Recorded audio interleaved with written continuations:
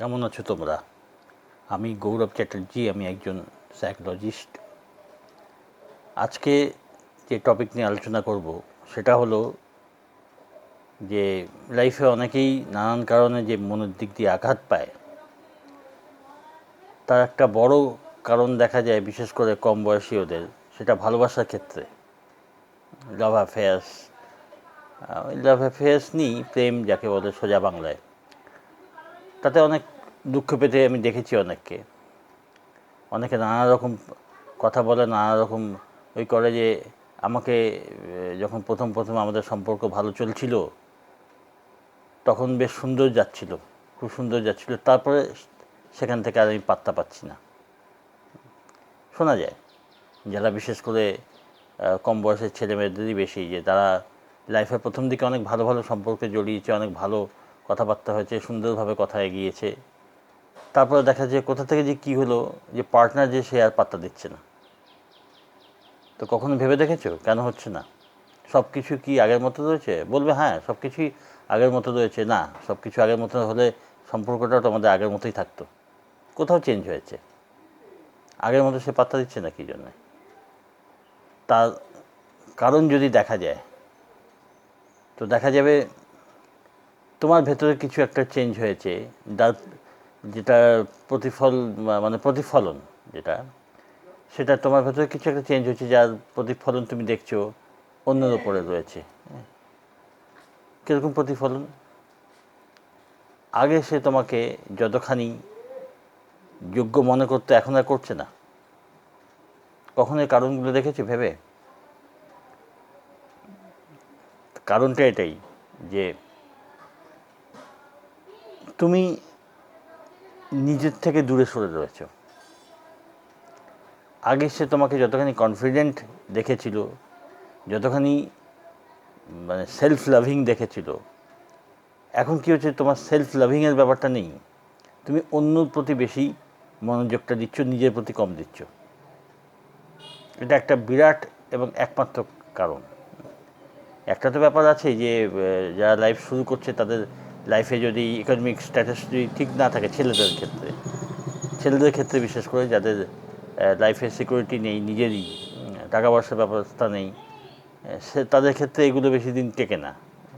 কিন্তু এসব যদি নাও থাকে কারণ, তাহলেও আর একটা কারণ আছে, যে প্রথম দিকে সম্পর্ক থাকে তখন কি করে, সে তোমার প্রতি আকৃষ্ট হয়েছিল কী জন্যে? না, সে তোমাকে সেলফ রিলায়েন্ট দেখেছিল, তোমাকে আত্মবিশ্বাসী দেখেছিল, হ্যাঁ, নিজের প্রতি মনোযোগী দেখেছিল, আত্মশ্রদ্ধা দেখেছিল তোমার ভেতরে। সেই জন্যে সে তোমার প্রতি আকৃষ্ট হয়েছিল যে হ্যাঁ, এই মানুষটার ভেতরে একটা পদার্থ আছে, একটা বস্তু আছে। যখন সম্পর্ক তোমাদের গড়াতে থাকলো, এগোতে থাকলো, তখন কি হলো না, তোমরা তখন মনটা তোমার নিজের থেকে সরিয়ে আরেকজনের উপরে দিলে। এবং সেটা দেওয়া হয়, সেটা ভালো রিলেশনশিপ হলে সেরকম মন অন্যের দিকে দিতেই হয়। কিন্তু সেটা দিতে দিতে কী হয় না, নিজেকে ভুলে গেলে, নিজেকে ভুলে গিয়ে দিন রাত আরেকজন তাকে নিয়ে পড়ে থাকলে, তো ওই যে নিজের দিক থেকে মনটা সরিয়ে যে আরেকজনকে দিতে আরম্ভ করলে, ওইখানে ভুলটা। অন্যকে মন দেওয়া যায়, অন্যের দিকে সময় দেওয়া যায়, অন্যের দিকে নজরও রাখা যায়, সব কিছু করা যায়, কিন্তু নিজেকে ছেড়ে নয়। নিজেকে ছেড়ে যদি করো তাহলে গোলমাল। তো ব্যাপারটা এখান থেকে কিন্তু অনেকেই তোমরা নোটিশ করো না। তোমাকে দেখতে হবে যে তুমি নিজের দিকে মনোযোগ দিচ্ছ কি না। নিজের পোশাক আশাক থেকে শুরু করে, নিজের পড়াশোনা থেকে, ক্যারিয়ার থেকে শুরু করে সব কিছুই নিজেকে তুমি প্রাধান্য দিচ্ছ কি না। নিজেকে প্রাধান্য মানে এই না যে অন্যকে হুট আউট করে দিলে বা অন্যকে বাজে কথা বলছো বা কিছু মনেই করছো না, সেরকম নয়। নিজেকে গুরুত্ব দিচ্ছ কি না, নিজেকে যথেষ্ট মর্যাদা দিচ্ছ কি না। কারণ সেগুলি তারা কিন্তু প্রথম দিকে দেখেছে তোমার ভেতরে, তারা প্রথম এইগুলি তারা লক্ষ্য করে তোমার দিকে এগিয়েছিল। তারা আলাদা আলাদা ক্ষেত্রে আমি বলছি, যে যেসব মানুষরা বা বিশেষ করে মানুষ যে তোমার দিকে ভালো মনোভাব নিয়ে যে এগিয়েছিল, বন্ধুত্বের মনোভাব বা ভালোবাসার মনোভাব, তারা কিন্তু তোমার ভেতরে এইসব জিনিসগুলো আগে দেখেছিল বলে এগিয়েছিল, না হলে এগোতো না, প্রথম থেকেই এগোতো না। কিন্তু পরবর্তীকালে এই জিনিসগুলো তোমার লাইফ থেকে, তোমার নিজের থেকে তুমি যত দূরে সরলে তত নিজের দিকে তোমার মনোযোগ সরে গেল, নিজের দিকে তোমার মন দেওয়া সরে গেল, নিজের আত্মবিশ্বাস কমতে আরম্ভ করলো, নিজের প্রতি ভালোবাসা, নিজের প্রতি যে একটা শ্রদ্ধা সেটা তোমার কমতে আরম্ভ করলো। যাহা তোমরা এটা লক্ষ্য করো না, যাহা তোমাদের এই নিজের ভেতরে এইসব জিনিসগুলো নিজের প্রতি লক্ষ্য রাখা তোমাদের কমে যায়